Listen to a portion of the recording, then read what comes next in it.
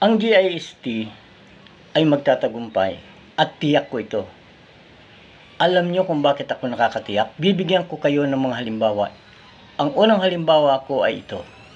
Mayroong isang general noong unang panahon. Halos nasakop na niya sa kanyang pakikidigma na nasakop na niya ang halos lahat ng mga bansa sa kanilang katabing bansa. Isang araw ay intusan siya ng kanyang hari.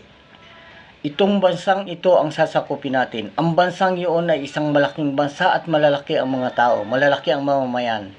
Pero siya ang inatasan ng kanilang hari. Ikaw ang pumunta doon at sakupin mo ang bansang yan.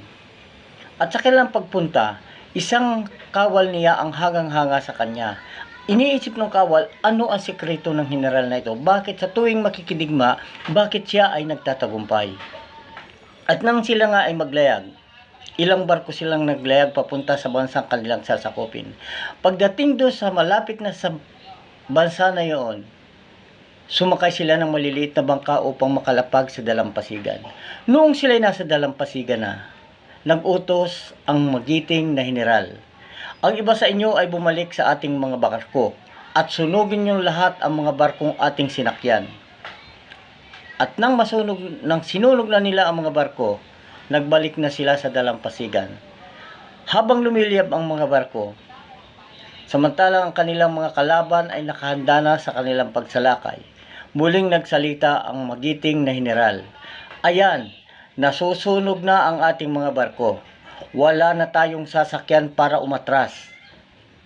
Dalawa na lamang ang pwedeng mangyari. Ang tayo'y mamatay o tayo'y magtagumpay. At sila'y nagtagumpay, sapagkat ang taong lumalaban ang nakatayas pati ang kanyang buhay, ginagawa ang lahat para sa tagumpay. Sa GIST, ginagawa ko at sinimulan ko na ako'y magtagumpay laban sa kahirapan.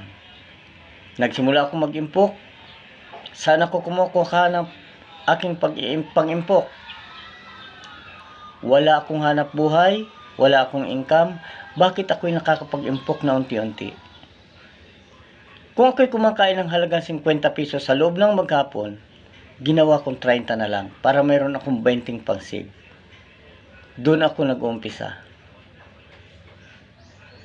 Mag-umpisa tayo, yun ang importante. Yun ang aking tinututukan ngayon sa lahat ng aking mga kaibigan, mga anak at mga kapatid.